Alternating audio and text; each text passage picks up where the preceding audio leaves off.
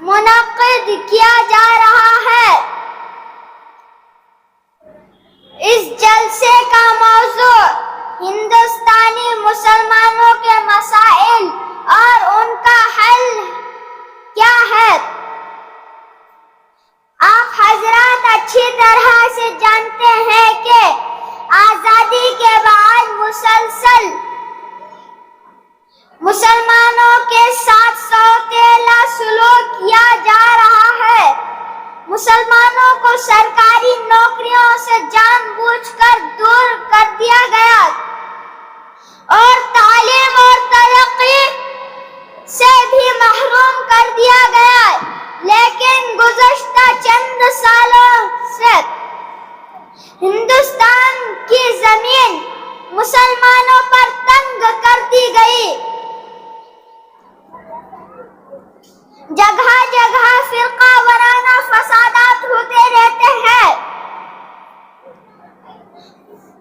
مسلمانوں کا جان و مال محفوظ نہیں ہے۔ ماب لنچنگ اس ملک کا کلچر اور فیشن بن گیا ہے۔ کبھی برقع پر پابندی کی بات کہی جاتی ہے تو کبھی حلال گوشت پر پابندی کی بات کہی جاتی ہے۔ 3 طلاق پر پابندی لگا دی گئی ہے اور فجر اور اذان فجر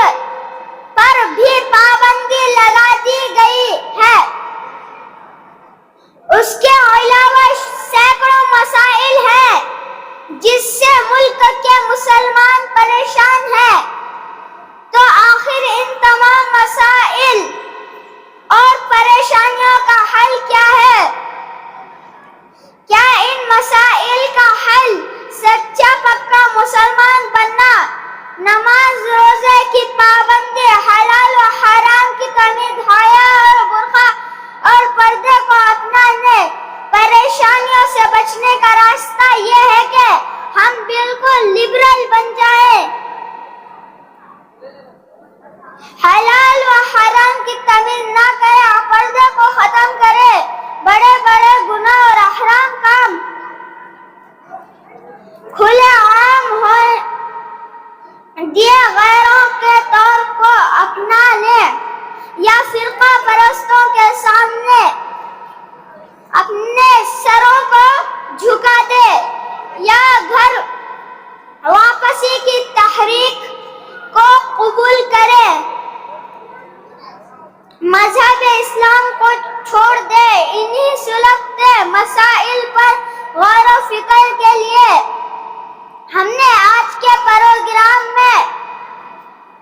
وکیل، لیڈر، مالدار، جج، سائنسدان اور علماء کو بلایا ہے کہ یہ لوگ اپنے خیالات اور رائے کا اظہار کریں، اور پروگرام کو شروع کرنے سے پہلے آپ تمام کا اور تمام مہمانان خصوصی کا استقبال کرتا ہوں اور شکریہ ادا کرتا ہوں۔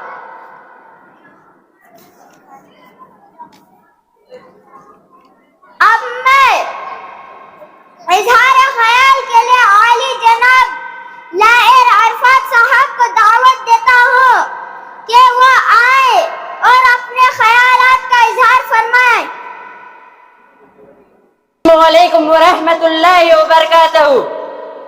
محترم حضرات، میں ایک پیشے سے لائر ہوں اور وکیل ہوں۔ الحمدللہ میں نے اپنا کام سول کورٹ سے شروع کیا اور ہائی کورٹ تک پہنچا، اور پھر اللہ نے مجھے سپریم کورٹ تک پہنچایا، اور میں مسلمانوں کے مقدمہ زیادہ لڑتا ہوں، اس لیے میں مسلمانوں کی تمام پریشانی سے بخوبی واقف ہوں۔ میرے تعلقات چونکہ غیر مسلم سے بھی ہے، ججوں سے بھی ہے، سیاسی لیڈروں سے بھی ہے، فرقہ پرستوں سے بھی ہے،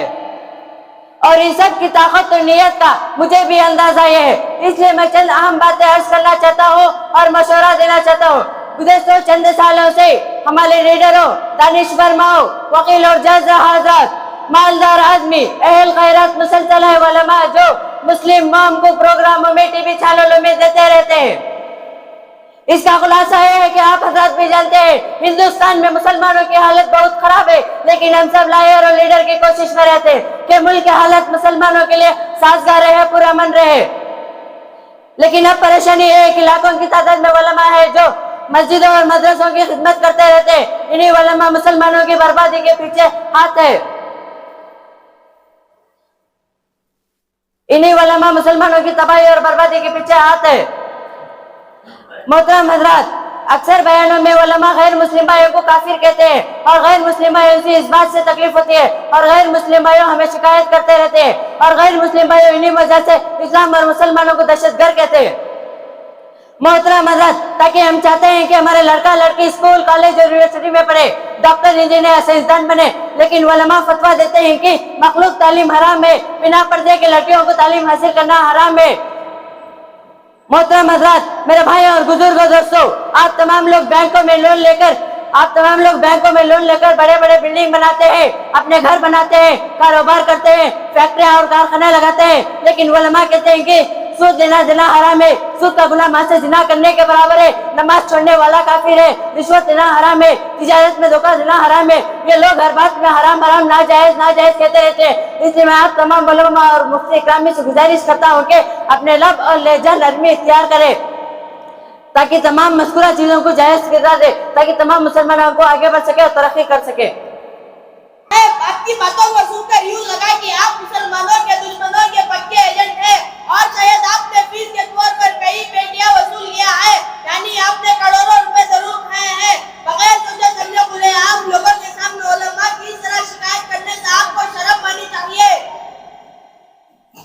بھائی صاحب، آپ لاہر صاحب کو کیوں خامخواہ غلط کہہ رہے ہیں؟ لاہر صاحب کا مشورہ صحیح ہے، کیونکہ ہم علماء کو جانتے ہیں، یہ صرف بیٹھ کر ڈیوٹی کرتے ہیں اور بڑی بڑی تنخواہیں وصول کرتے ہیں، اور لوگوں سے خوب ہدیہ ہاتھوں میں بھی وصول کرتے ہیں، اور آج علماء کی حالت ایسی ہے، ہر مسلمان مرد، عورت، بچے، بوڑھے، سب کو علماء سے بڑی بڑی شکایتیں ہیں۔ نہیں بھائی صاحب، آپ نہیں جانتے، پیارے نبی صلی اللہ علیہ وسلم نے فرمایا کہ علماء انبیاء کے وارث ہیں۔ اس حدیث میں معلوم ہوتا ہے کہ تمام علماء برے نہیں ہو سکتے، اس میں بے شمار ایسے بھی ہیں جو بہت نیک ہیں، ہمیں انہی علماء کی پیروی کرنی چاہیے۔ اور آپ نے جو کہا کہ وہ بڑی بڑی تنخواہوں پر کام کرتے ہیں، تو یہ بھی غلط ہے، کیونکہ ہم دیکھتے ہیں ہمارے صرف SSLC پاس کیے ہوئے بچے جب کسی کمپنی میں ڈیوٹی کرتے ہیں تو تمام سہولتوں کے ساتھ ان کی تنخواہ 12-15 ہزار ہے، اور وہ ان کو آزادی بھی رہتی ہے۔ تو کیا یہ علماء ہمارے ان نوجوانوں سے کم درجے کے ہیں؟ بھائی صاحب، اب مجھے سمجھ میں آیا، ان کے بال بچے بھی بیمار پڑتے ہیں، ان کے بال بچے بھی ڈاکٹر یا انجینئر بننا چاہتے ہیں، ان کے یہاں بھی شادیاں ہوتی ہے، ان کے بال بچوں کو گھروں کی ضرورت پڑتی ہے، تو یعنی ہمیں اپنے علماء کو اچھی تنخواہ دے۔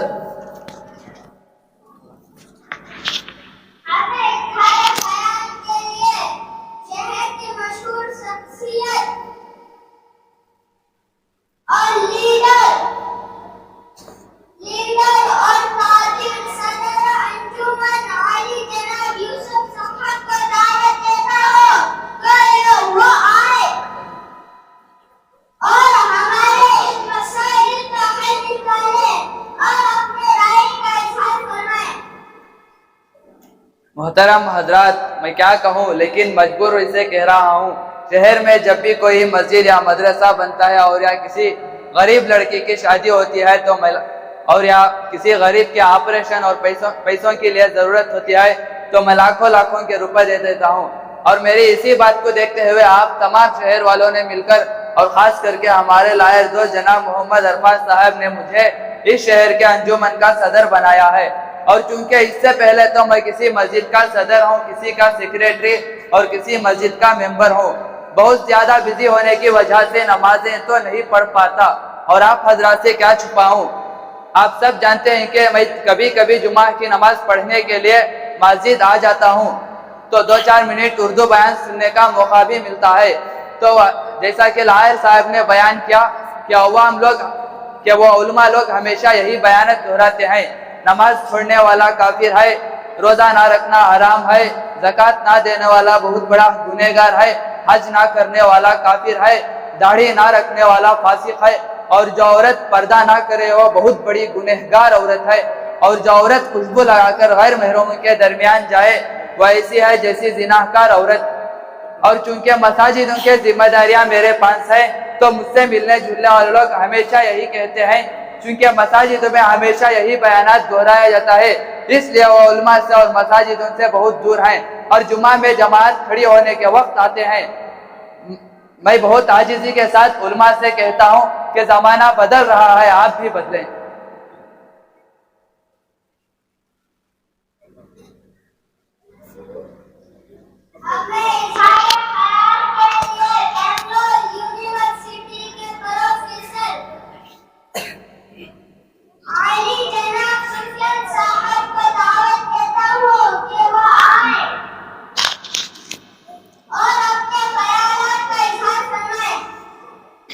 محترم حضرات، آپ تمام بہت دیر سے مسلم لیڈروں اور عمائدین کی باتوں کو سماعت فرمایا، کس کس نے کیا کیا عرض کیا وہ سب آپ کو یاد ہوگا۔ میں صرف یہ عرض کرنا چاہتا ہوں کہ علماء پر عوام و خواص کے الزامات کو سن کر یوں لگا کہ تمام دنیا میں شاید سب سے زیادہ بدترین گنہگار اور فتن گمراہ کرنے والے صرف علماء ہیں، حالانکہ علماء نیک اور اچھے لوگ ہیں۔ محترم بزرگوں اور دوستوں، میری بات غور سے سنو، میں کوئی عالم نہیں، لیکن میرا تعلق علماء سے زیادہ ہے، میں ان کے بہت قریب رہتا ہوں، تو میں دعویٰ تو نہیں کرتا علماء گناہوں سے بالکل پاک صاف ہے اور دودھ کے دھلے ہے اور فرشتوں کی طرح پاک صاف ہے، نہیں، ہرگز نہیں، بلکہ میں صاف عرض کر دینا چاہتا ہوں کہ یہ علماء اور حفاظ اور مشائخ اور حضرت لوگ آپ ہی کے بھائی ہے اور آپ ہی کے شہروں میں رہتا ہے اور آپ ہی کے محلوں میں رہتے ہے اور آپ ہی کی طرح نفس شیطان ان کے پیچھے لگا ہوا ہے، تو انسان ہونے کے ناطے ان سے بھی گناہ ہو گیا اور غلطیاں بھی ہو گئے اور کچھ کمی کوتیاں بھی ہو گئے،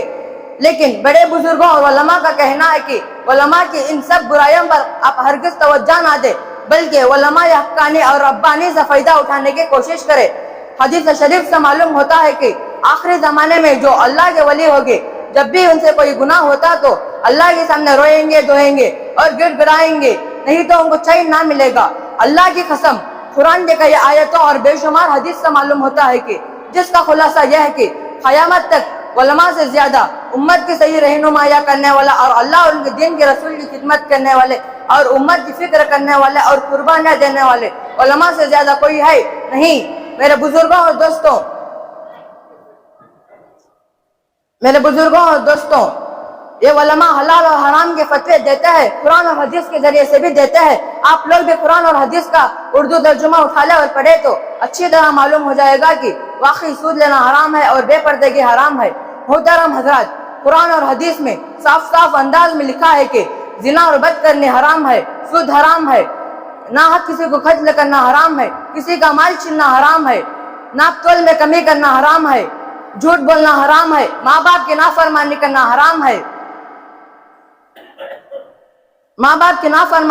حرام ہے، حسد کی بغض و عداوت حرام ہے۔ اس لیے اب آپ حضرات بتائیے، کیا کون عالم ان سب چیزوں کو جائز قرار دے سکتا ہے؟ علماء وہی بیان دیتے ہیں جو قرآن اور حدیث میں لکھا ہوا ہوتا ہے۔ محترم حضرات، میں دنیاوی تعلیم یافتہ بنگلور یونیورسٹی میں پروفیسر ہوں اور باہر ملکوں کی درجہ یونیورسٹی میں بھی لیکچر دے چکا ہوں۔ میں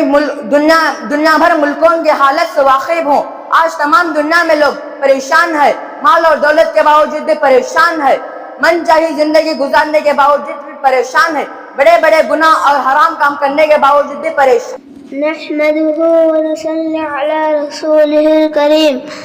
اما بعد، معزز و محترم علماء اکرام، عمائدین شہر، بزرگوں، دوستوں، ماں اور بہنوں، السلام علیکم ورحمۃ اللہ وبرکاتہ۔ میرا نام ڈاکٹر محمد الفاتح قاسمی ہے۔ میں نے ہندوستان کے بڑے مدرسوں سے تعلیم مکمل کرنے کے بعد مسلم یونیورسٹی علی گڑھ سے ایم فل بھی کیا ہے، اور اس کے بعد اکابر علماء کے مشورے اور اصرار پر میں نے کیمبرج یونیورسٹی آف لندن سے ہندوستانی مسلمان اور سیاست کے موضوع پر ڈاکٹریٹ کی ڈگری بھی حاصل کیا ہے، اور میرے پی ایچ ڈی کے اس مقالے میں ہندوستانی مسلمانوں کے تمام مسائل پر بحث کیا ہے اور اس کا حل بھی پیش کر دیا ہے، جس کا خلاصہ یہ ہے کہ اللہ نے قرآن میں کہا ہے وَأَنْتُمُ الْأَعْلَوْنَ إِن كُنتُم مُؤْمِنِينَ، یعنی اگر مسلمان کامیاب ہونا چاہتا ہے تو اسے سچا اور پکا مسلمان بننا پڑے گا اور پوری زندگی اسلامی طریقے کے مطابق گزارنی پڑے گی۔ اور چونکہ حدیث میں آتا ہے کہ العلماء ورثۃ الانبیاء، جس کا مطلب یہ ہے کہ علماء ہی انبیاء کے وارث ہیں، اس لیے ہمیں ہمیشہ علماء کے بتلائے ہوئے طریقے کے مطابق ہی زندگی گزارنی چاہیے۔ اور الحمدللہ ہمارے دلوں میں آپ تمام لائر، ڈاکٹر، وکیل، انجینئر، مالدار، لیڈر حضرات کی بہت قدر اور اہمیت ہے، اور ہندوستانی مسلمانوں کی ترقی کے لیے آپ حضرات کی بھی سخت ضرورت ہے۔ اس لیے میں آپ تمام سے گزارش کرتا ہوں کہ آپ لوگ حلال و حرام، جائز ناجائز اور مکروہ کے پیچھے نہ پڑیں، بلکہ یہ علماء کا کام ہے، اور کیا بیان کیا جائے اور کیا بیان نہ کیا جائے اس کے پیچھے نہ پڑے، کیونکہ یہ علماء کا کام ہے۔ ہاں، آپ تمام کی ذمہ داری ہے آپ علماء سے مشورہ لے کر اخلاص کے ساتھ کام کریں۔ جو لوگ دنیاوی تعلیم یافتہ ہیں یا اسکول کالج کے مالک ہیں، ان کی ذمہ داری یہ ہے کہ تعلیم کے میدان میں کام کریں، سخت محنت کریں، کیونکہ بغیر تعلیم کے ترقی ممکن ہی نہیں ہے۔ اسی طرح ہم تمام، خاص کر ہمارے رہنماؤں کو چاہیے اتفاق و اتحاد پر کام کریں، خاص کر سیاسی اتفاق و اتحاد پر کام کریں، کیونکہ جو قوم سیاسی اعتبار سے متحد ہو جاتی ہے، دنیا کی کوئی طاقت اس قوم کا کچھ نہیں بگاڑ سکتی۔ اسی طرح مالداروں اور تاجروں کا کام ہے حلال طریقے سے خوب کمائیں اور خوب محنت کریں، اور جب ضرورت پڑے مسلمانوں کی دل کھول کر مدد کریں، اور علماء کی یہ ذمہ داری ہے کہ دین کی صحیح رہنمائی کریں اور داخلی اور خارجی فتنوں سے امت کو بچانے کے لیے ہر وقت تیار رہیں۔ اپنے وعظ، نصیحت، بیان، تقریر کے ذریعے مسلمانوں کے عقیدے کی حفاظت کریں، گمراہی، غلط راستے، ناجائز اور حرام سے مسلمانوں کو بچائیں، اور عوام کی یہ ذمہ داری ہے کہ وہ ان سب کا ہمیشہ ساتھ دیں، اور ہم سب کو چاہیے کہ اپنا اپنا کام کریں، کسی کی ذمہ داری میں خواہ مخواہ دخل اندازی نہ کریں، ٹانگ نہ اڑائیں۔ محترم حضرات، جیسا کہ آپ حضرات جانتے ہیں کہ ہندوستانی مسلمان بہت مشکل دور سے گزر رہا ہے، مسلمانوں کی حالت جانوروں سے بھی بدتر ہو چکی ہے، مسلمانوں کا دین و ایمان سب خطرے میں ہیں، مسلمانوں کا جان و مال، عزت و آبرو خطرے میں ہے، ہندوستان کی جمہوریت اور سیکولرزم کو خطرہ ہے۔ تو یہ وقت ہم مسلمانوں کے آپس میں لڑنے جھگڑنے کا نہیں ہے، گلے شکوے کا نہیں ہے، ایک دوسرے کے پیچھے پڑھ کر ایک دوسرے کو ذلیل و خوار کرنے کا نہیں ہے، بلکہ اللہ تعالیٰ قرآن میں فرماتے ہیں وَلَا تَنَازَعُوا فَتَفْشَلُوا وَتَذْهَبَ رِيحُكُمْ، ترجمہ یہ مسلمانوں تم آپس میں مت جھگڑو ورنہ تم بزدل ہو جاؤ گے اور تمہاری ہوا اکھڑ جائے گی۔ تو آئیے آج ہم سب عزم کرتے ہیں کہ